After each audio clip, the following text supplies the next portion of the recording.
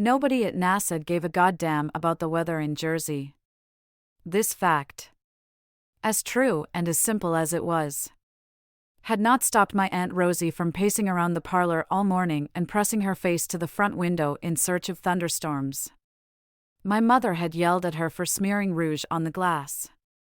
And she, of course, had yelled right back. And soon, everybody was yelling. It was the day of my brother Eddie's wedding. The day of the moon landing. And rain meant a lot of things.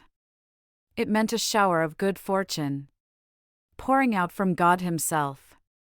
Amen. Onto the newlyweds. But it also meant the destruction of our poor astronauts, one of whom was a good Jersey boy, spaceman, who were already so far outside our atmosphere that nothing happening here could do anything to them. It didn't matter. Though. Not to Rosie. They would be struck by lightning.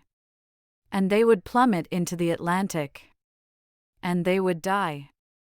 And we'd lose the race. But it didn't rain. It was goddamn muggy. Though. Muggy enough to cause the streamers tied to the back of Eddie and Marie's limousine to half melt and make colors streak down the white. But it didn't rain. I stepped out the reception into the parking lot that evening to light up a cigarette.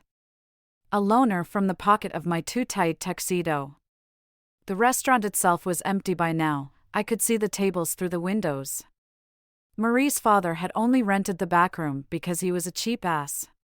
But even though the party was starting to fade, cousins and friends rushing home to watch whatever was going to happen, I could still hear the stragglers through the closed door, striking up a match from the book I'd snagged from the front counter. I watched the smoke furl upward toward the moon. They were up there right now. That was goddamn insane. They were up there. And I was standing here, looking up at them.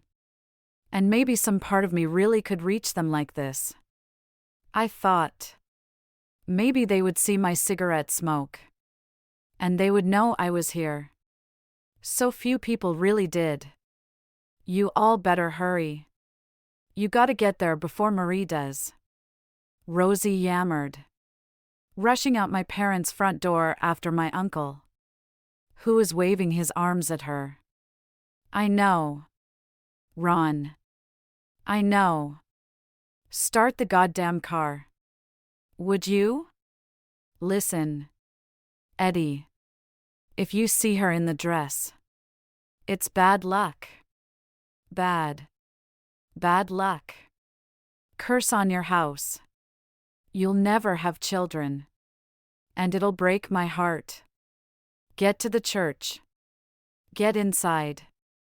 And God help you. Don't look out any windows. And so we did. That afternoon. Me and Eddie and the 3 other groomsmen, only one of whom was good-looking, squeezed into the back of a Lincoln Continental. They had shoved past me shouting for the radio. And climbing in last. I watched from my place in the rear as the 4 of them leaned over the front like gargoyles. The chauffeur, which I guess is what you call a person in this line of work, was actually wearing one of those little caps you see on television. He already had the broadcast running. And we sat there on the curb together and listened.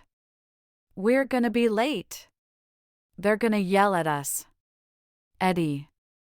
But no one paid me any mind because, just like that, it was really happening. The radio counted down the descent. And when the Eagle finally landed and nothing exploded, the car, even the driver, erupted into cheers.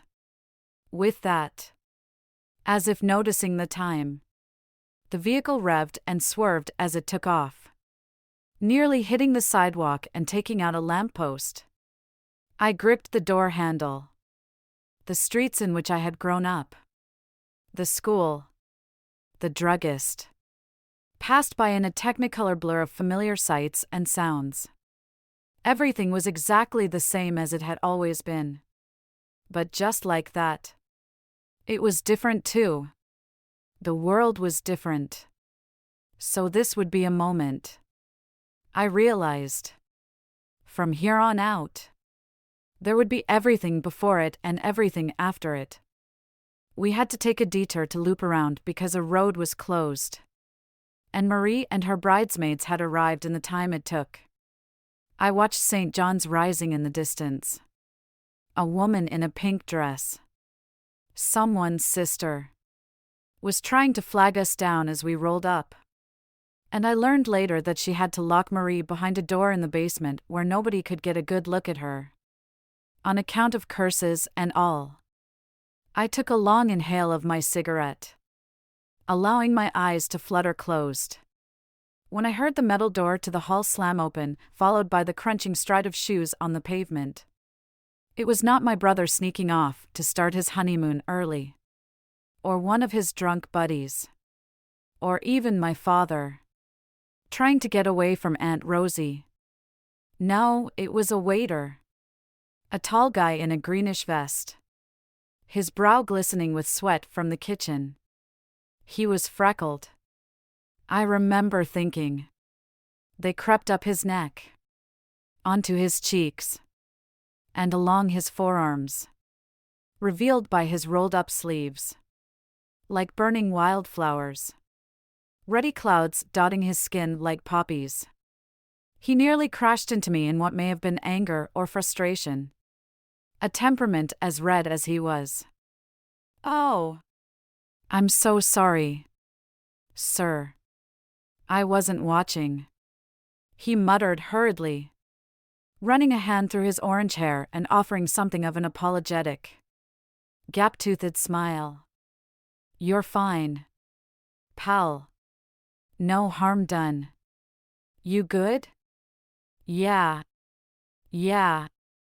Cigarette break. "You got a light?" I nodded, handing over the book of matches as he pulled a carton of Luckies from his back pocket. He lit one up and gave me a nod, blowing his first puff over his shoulder as if to be polite, as if I were not an expert in the same goddamn bad habit he was. "Thanks a million. You're allowed to smoke inside. You know. Guests are. Not me. I gotta come out here," he explained. "Oh. My mom don't know I do it," I replied with something of a weak laugh, shrugging my shoulders. I spoke up again only to fill the abrupt silence. "And she also don't know that she does too. Out the bathroom window. You know? To be sneaky?" He laughed the way a movie star laughs. Full-bodied and hearty. Golden. Before blowing out another cloud of smoke. It mingled with mine. And together, it whirled upward toward Aldrin and Armstrong. "It, looks like a nice wedding," he said. "You with the bride or groom?" "The groom's my brother," I replied, deciding I really should be less of a brute. Then, I stuck out a hand to shake. "Dominic Moretti. People call me DOM. People call me Barty." He watched me smoke for a moment before flashing a grin, cigarette nestling securely into the space between his teeth. "I bet you they're missing you in there. DOM saw you really cuttin' a rug earlier. No one even knows I'm gone." But I knew what he had meant. The band had struck up an old favorite, and I, swaying to the music, found my arms wrapped around the pink chiffoned back of bridesmaid Nan Chabowski. 26. Pretty. And bored. For the moment. She did not sway with me, regarding me the way a person regards socks on Christmas. "They're fine. Of course. But not what you wanted." Still, I had been paired with her during the wedding, and I guess we were supposed to dance together. Everyone else was. She draped her wrists over my shoulders, Not really touching me, but making it look like she was. She kept peering around the room. They landed on the moon safe. You know. We heard on the radio. I said, trying to strike up some kind of conversation. Aha. Nan replied, glancing over her own shoulder. Nose wrinkling. You haven't seen Joey, have ya? I told him I'd save a dance for him back at the church. But Marie paired him with Rita on account of them both being giants. God. I hate being this petite. She huffed, turning back to meet my eye level. Which, of course, meant that I was also petite. No. I ain't seen him. Oh well, she hummed, turning back around and continuing to scan the room. Maybe I can make this work.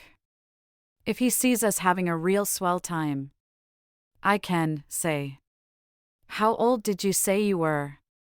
You're Eddie's younger brother, right? I'm 19. Today. Actually, it's my birthday. Oh. Teenager. Sighing. I tossed my cigarette to the ground and crushed it beneath the toe of my dress shoe. I don't really know that girl. You know. She's just friends with my brother's wife. I danced with her to be nice. I replied, leaning back casually and crossing my arms. Like in a western. But looking more crabby than cool. Barty gave another one of those boisterous laughs at that. I studied the way his whole body seemed to shake with the life of it. And I found I was almost jealous of him. Of how he laughed. I could not remember ever laughing like that. Besides, you should be nice to me, I added quickly. If only to distract myself from Barty's form. I'm a customer. I'm always right. Ain't I? And it's my birthday. His eyes widened. Wait. What? Your brother picked your birthday to get married? Ain't that a goddamn bite? Now it'll be his anniversary. And not your birthday. That's sorta low. If you don't mind me saying so. But I guess I already said it. I mean, it was the only day the church had. I'm not sour about it. I get it. Weddings are a big deal and all that. Well. Happy birthday. Dominic Moretti. He met my eye, holding my gaze for only a moment before blowing another cloud of smoke over his shoulder. Yeah. Thanks. Turns out, you're the only one to tell me that today. No fooling? I'm sorry. Birthdays are rotten things. I turned 19 in January myself. I think I've hated being 19. 18 was better.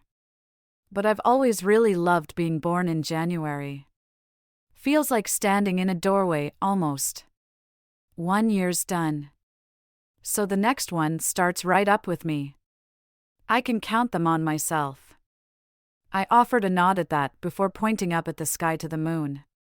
More than half of it was covered in shadow, so that we could see only the curve of its milk-white edge jutting out among the stars. Tonight's a doorway too. You know, I said.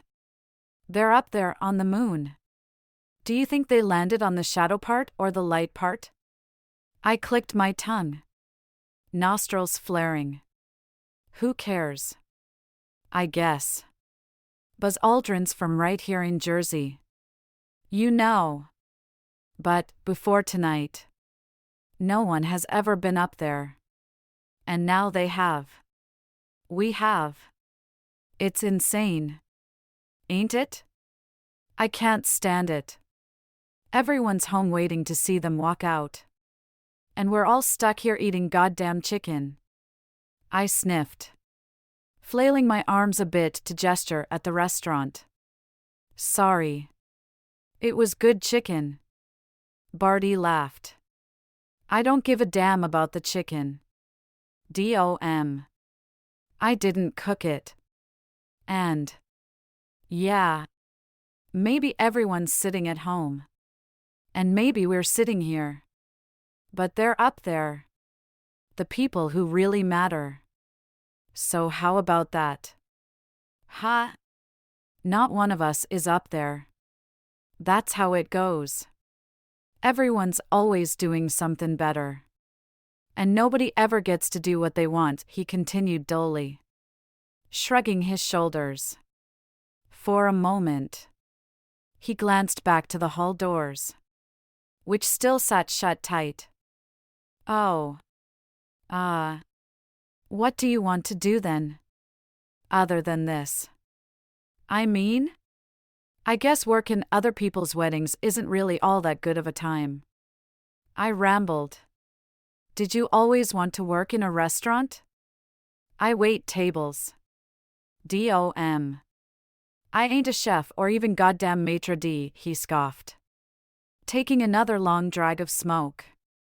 It whirled around his lips. No, you know what I want? I saw in a magazine once. There's this monster that lives in a lake in Scotland. Back in the 1930s. This surgeon took a picture of it. An actual doctor. So it's true. Well, I want to go there and find it myself. Bring it back here to Middlesex County. I mean, maybe I ain't on the moon. Nah. But I can still explore everything here. Can't I? He seemed to surge with this insistence. Shoulders rolling. Face growing bright and boyish. Enough to make a person believe. He glowed. Really. With this kind of light I was noticing for the first time ever. One that could put the crowded moon to blushing shame and make me blush too. Well. Why don't you then? Well. Why don't you go in there and tell everyone it's your birthday? And they'd better not forget it? I did not have an answer to this. So slumping a bit, I simply shrugged my shoulders.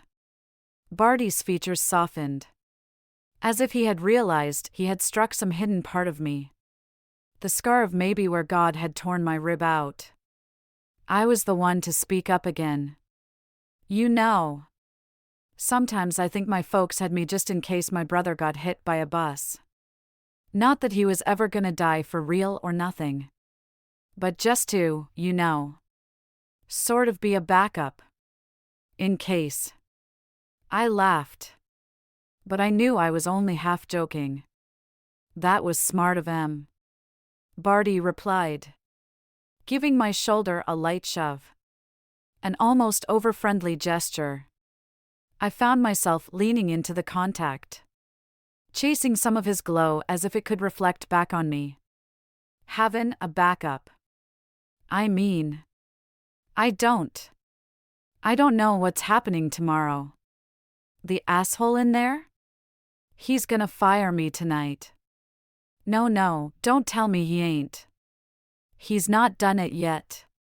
But when I walk back in there, he's gonna. I broke a dish. And he shouted at me. So I told him to kiss my ass for good luck. He patted his back pocket, where his cigarette carton was sticking out. Nobody'll even notice I'm gone neither. Not really. No one ever notices nothing. I knew what he meant. I really knew it. But before I could reply, I watched Barty toss his lit cigarette to the ground in a flurry of smoldering ash, extending both his arms upward. Then, stretching himself tall like the neck of that lake monster, he used both his hands to wave, rolling with the full force of himself, the way folks wave at trains and ships. I see him. Dom, he declared, extending one finger to point. His feet left the ground in that moment. and he seemed to jump, giving into this strange, beautiful abandon. I see them right up there on the surface, and they're waving right back at me. A strong hand shot out to grab the sleeve of my jacket, and he tugged me closer, making me spring upward along with him. I bounded, taking a giant leap of my own, a gasp escaping my throat, and looking up at the moon. I thought I could see them up there too. Neil, and Michael, and even Buzz from Jersey. I jumped and jumped, and I laughed, and I waved. The whole goddamn world was looking at them. And so was I. But they were looking at me. They were looking at me. And so was Barty. He had fallen back, crossing his arms, smiling from ear to ear with that goddamn gap, watching my routine, my leaping and my waving. And he saw me. I thought. He really saw me. For the very first time in my entire life. Someone saw me. He laughed again. And with it, I found myself buzzing. I fell into him completely. Then, wrapping arms around his shoulders and tugging him into an odd, exuberant half-dance. We laughed. And we leapt. All arms and legs. When we leaned in closer, I too could see him. The sublime way the moon played on his face. And I thought. I really let myself think. I mean, that I could have kissed him. And he would have let me. But we knew who we were. And we knew where we were. I fell back. He did not. Not just yet. But Aunt Rosie barreled through the door to the back room, looking from me to Barty and then back again. She huffed as we separated. There you are. Dom. What are you? Roughhousing? Today of all days? Hurry. We're all gonna go over to your folks and watch the television. Coming. Row. I said. And as she disappeared inside again, I met Barty's eye. Hey. You better get going. Tonight's the big night. Right? Yesterday was just yesterday. But tomorrow, everything will be different. I don't know what's happening tomorrow. He fell silent, his brow furrowing.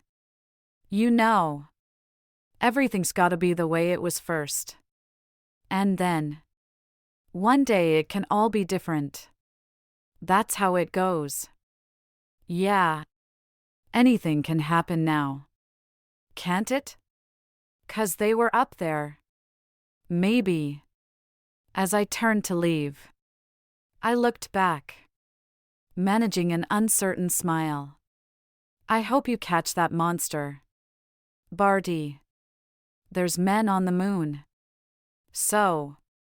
There are. Happy birthday. Spacemen. And this would be a moment. I realized. From here on out, there would be everything before it and everything after it. I just launched. I wondered when my eagle would land.